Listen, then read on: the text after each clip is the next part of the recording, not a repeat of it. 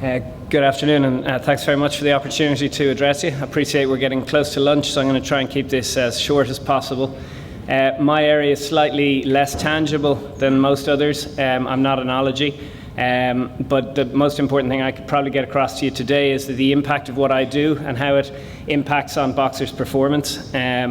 And my area is really focused on what happens outside the ring, not what's inside the ring. So I'm going to take you through essentially how the service works with this particular group. Boxing, we provide this service to all high-performance sports in the Olympic and Paralympic grouping. Today we'll talk specifically about the assistance that we provide the boxers, high-performance youth and junior, through the IABA. What are the sort of objectives of this service? Essentially, it's to assist athletes with education, career, personal development, skills acquisition and transition out of high performance. Not every boxer wants to become a doctor or a dentist or a businessman or a businesswoman. The role is to work closely with the boxers, get to know them and try to help them in their career paths outside of just boxing.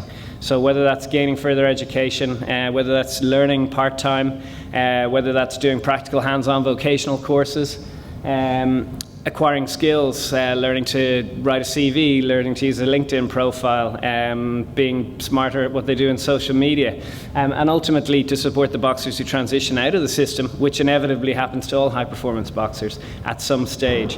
And I think, really to put it in perspective, and I don't want to sound like the prophet of doom, but if you are fortunate enough to be a high-performance boxer or a boxer at any level, there is a point in time where you won't be able to compete. You may continue to enjoy the sport, watch it, train, but elite boxing comes to an end at some stage. And for me, it's really important that we work as closely as possible with this group during the time as high-performance boxers to make sure they've acquired skills and that they have some sort of pathway or clear plan beyond boxing. And whatever form that may take is very different depending on who the person is. I'll talk about a couple of examples later on. Broadly speaking, this is a matrix that we use to describe the service that we provide.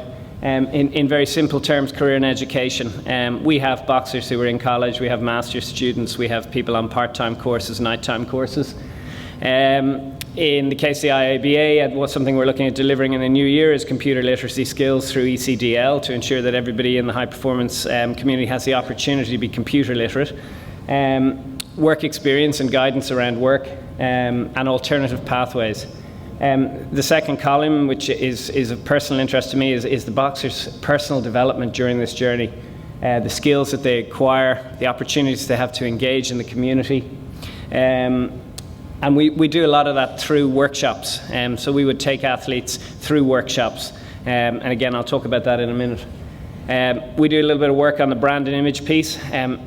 The best person at selling athletes are athletes. So how do we shape their message? How do we help them communicate? How do we introduce them to the right people? And also a little bit of support around social media. One of the projects we went through last year was drawing up some guidelines for the high-performance boxers in the community around how to use social media and when. Soon to be implemented, I'm hoping. Financial management and asset management, again, different levels, different people, but even how to get a pension. Do you have health insurance? What about car insurance? Are you saving for the future? How do you actually plan? How do you actually write a budget? What comes in, what goes out? What are your costs? Be it wraps, gloves, headgear, travel, training, coaches, petrol, phone bills, UPC, internet, everything.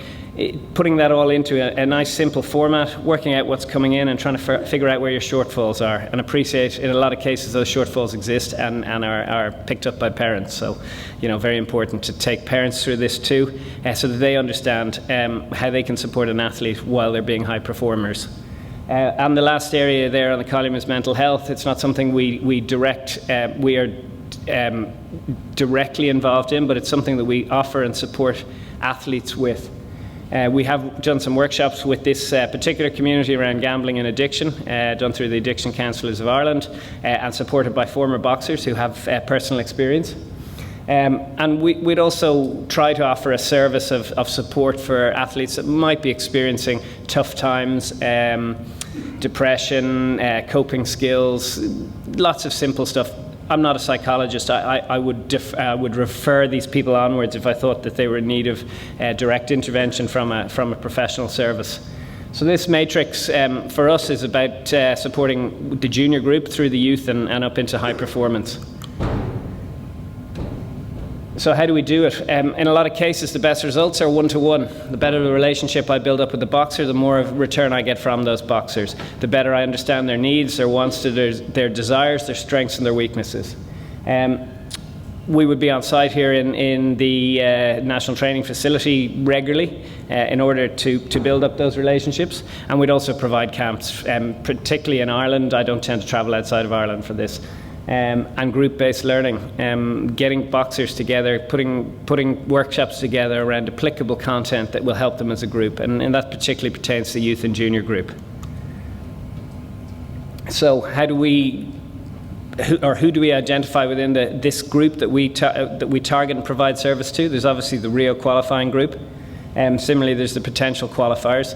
There's the youth squad and the junior squad, so it's quite a big grouping, and it's impossible to have a personal relationship with everybody in that group, but the more time we spend with them, the better equipped we are to deal with their needs, wants and desires.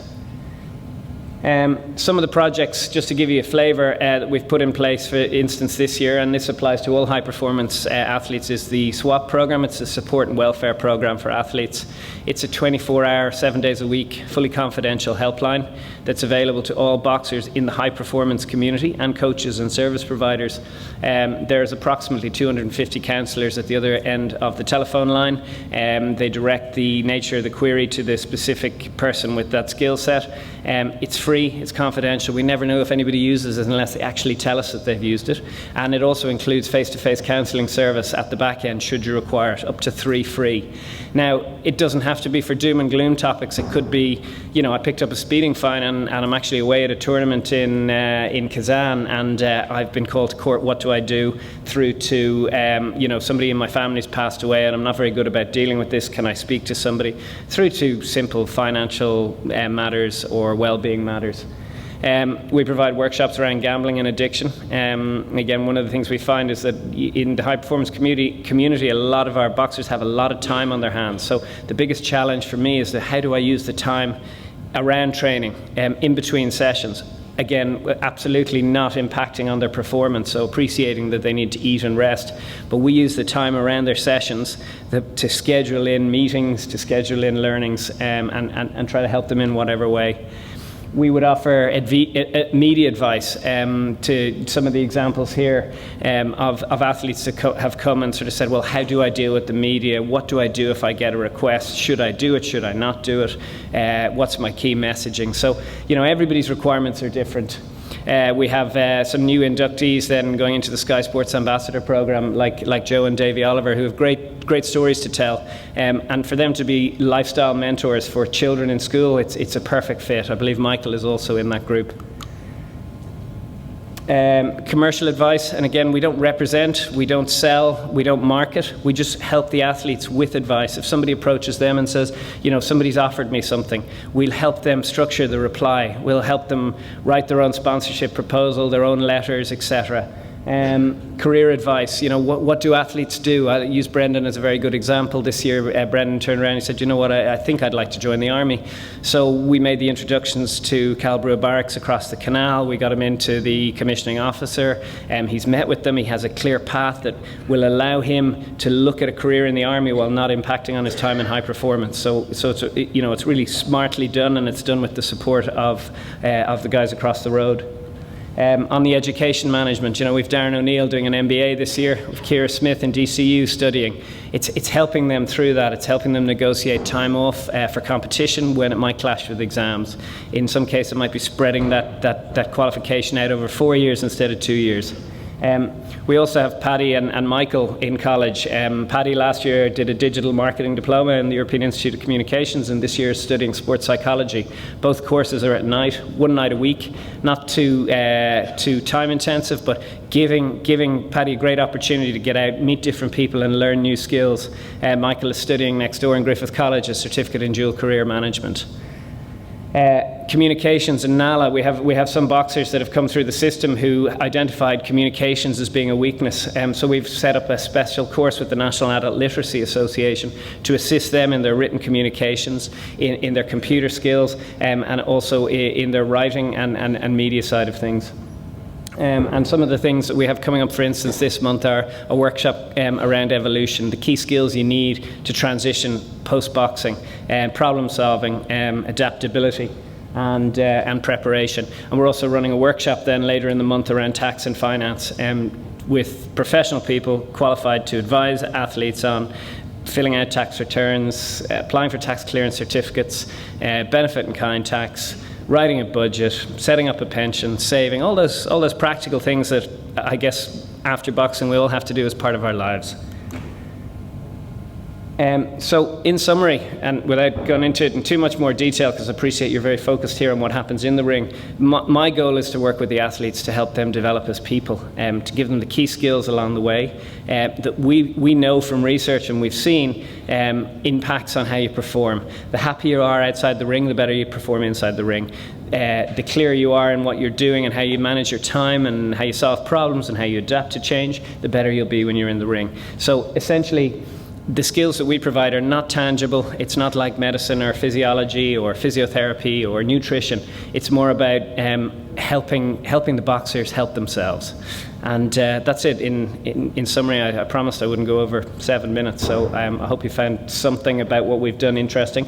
And it's really important that the culture that we're creating for high-performance boxing also spreads into club boxing and into development boxing, so that coaches particularly are understanding that athletes need to balance a lot of things to be successful. So the clearer the understanding that the coaches have, the better prepared the boxers will be when they get to high performance. So that's it in a nutshell. Thank you very much.